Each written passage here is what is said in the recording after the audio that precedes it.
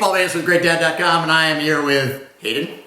And what? Today you don't want to do the scripted intro we have. What's the best present to get for Grandma for Christmas?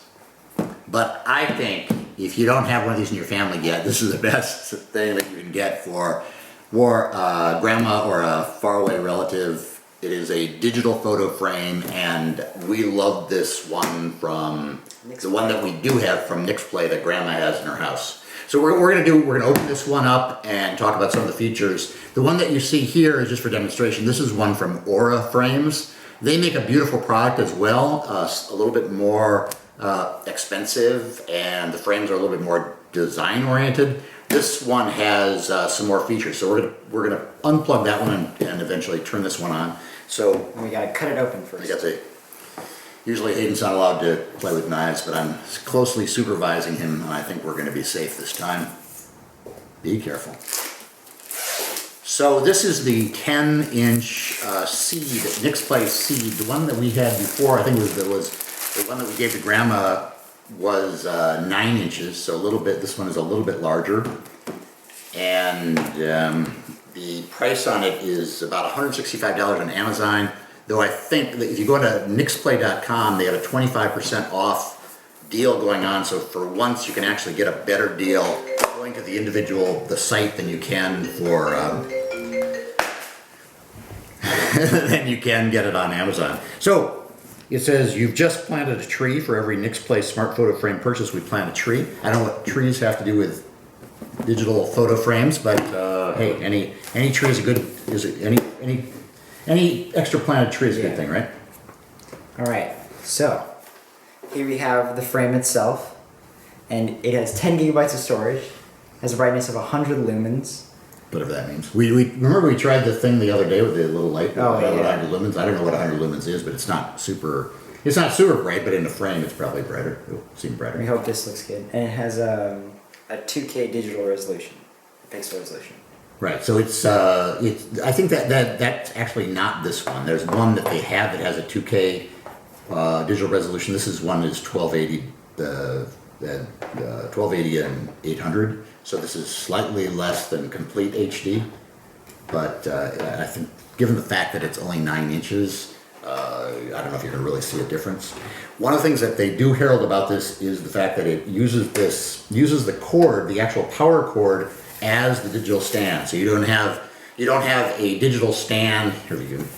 See that the cord actually works as both the stand and the power cord, and it uses a USB power. They importantly say don't try to plug this into your computer. You can't transfer photos directly onto the frame using the computer, and you can't run the frame off of the USB on the computer. It has to go through the outlet. So one of these probably is. And then we have 2 little boxes.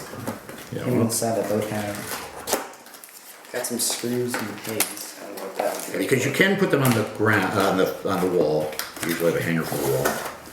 This one is a very elaborate box for just this little remote control. Now the old ones that they had, the remote control was actually on the back of the frame. I'm a little concerned. This is a cute little remote, but it's too bad they didn't think of like having a place for a little slot that you put on the back somewhere, because that is the kind of thing that is easily lost, or at least that's the kind of thing I usually lose. It also has a little power cable. Yeah, they should have right into the back. They should have in other descriptions, or maybe this is the US version, but they do make a UK and a European version where this little guy supposedly just slips off and interchanges. So there's that. Why don't you unplug the Aura frame, and we'll just plug this in and we'll see if we can get it going. So it's important to know that there are a few other features that I looked up before we even take a look. We talked about the USB and the outlets. They if the pictures don't fit exactly right, they use kind of a Ken Burns effect that kind of moves the picture around so it centers it in. You could make this be vertical or portrait or landscape, so that's cool. There's also an option to do a date and clock display, so if you don't have a clock in the room, you can set it so there's a constant date and clock.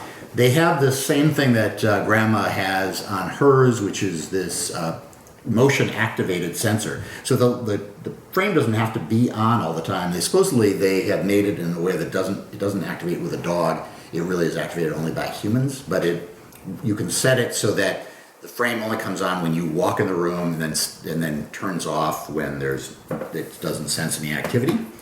These new frames, very importantly, now take video and audio. So there are two speakers in here, two mono speakers that would then broadcast audio. We have not tried that yet, but I'm anxious to try it.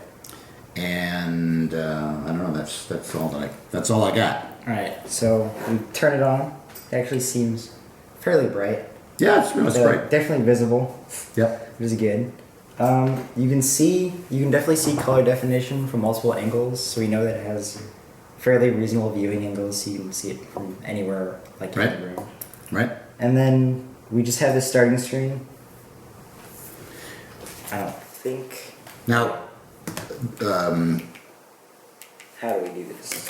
so now you can pair it using there's an app. So it's interesting. These frames are cool in that you can put the photos on the frames in 3 different ways. You can email yourself a photo using an email address that's only that this frame has, which makes it really easy. If you're just ready to send a picture to a whole bunch of people in the family, you can send it to your frame as well. There's an app that is fairly easy to use, and then there's also Nixplay.com. You can log on there and manipulate your photos. So that makes it pretty easy. I want to just see if it's easy to pair this frame really fast. We don't know. I think you have to. There we go. We probably have to find a Wi-Fi network. So we'll do that. We'll come right back. Okay, we're back. It took a little bit to set up the Wi-Fi connection, which I was a little disappointed in. It was not as intuitive as their older frames, where I just chose a Wi-Fi connection and immediately got connected to the app. In this case, it seemed to be a little kludgy. It might be because it's the first time set up, because we connected with our network, then it updated the software, and then there was a firmware update, so then it reset, and then it wanted me to join a network again. That all took a long time. It's Halloween here, so Hayden had to run to a party. But to finish up, the process was not impossible, but I think it does underline the fact that my recommendation with these frames is, if you're going to give it to somebody who's not super tech savvy, it's better to go directly to their house. When I gave it to Hayden's grandma, we went to her house and set it up for her. You can't count on it being able to be that easy to set up. So another thing that's a little bit jarring is that there is some lag time. I mean, it shouldn't be surprising. Online, I've seen people send photos to their frame, and it almost instantaneously appears. I was trying to do a playlist and create a new playlist, and those took a few seconds to show up in the frame. So for a while, I was like, it's not showing me that there were even new photos, and that didn't give me the confirmation that I was doing the right thing. But now we do have a playlist here, and it should be as easy as turning that on. And right away, you can see here's a video playlist, a video that actually ran about 2 or 3 minutes. These videos can only last for 15 seconds, so I would assume this is going to, it's going to get left there after 15 seconds. This was a 6-second video that we did with a cooking thing. You're not seeing a lot of movement there, but that also moves along. Then we get a photo, and everything kind of moves really simply there. So like I said, it's really easy to send the photos. I find it's easy to send the photos just by email. You can do it on the app, you can do it on the website. Unlike the previous frames, there is no SD card, so this is all done in the cloud.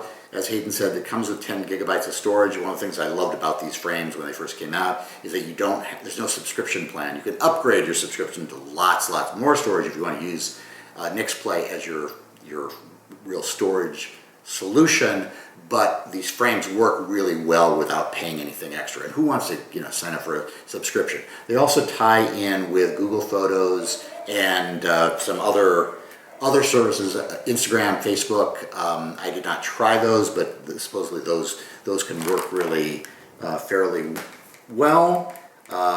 They are Alexa friendly. You'll be grateful to know that they aren't Alexa devices, so speaking to them is not going to do anything. Therefore, they're not capturing your sound. There's no microphone in here, though there is that two speaker mono for the videos if you send them.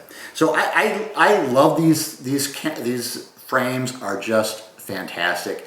As I said, this one's $165 on Amazon. They have some less expensive options that are smaller. They have some more expensive options that Hayden mentioned, that one that's 2K, that's like more ultra high definition. In this size frame, I don't know if you're going to get a lot out of that ultra high definition. It's going to be a little bit crisper, a little bit clearer, and the Aura frames have that, and I think built in on a lot of them.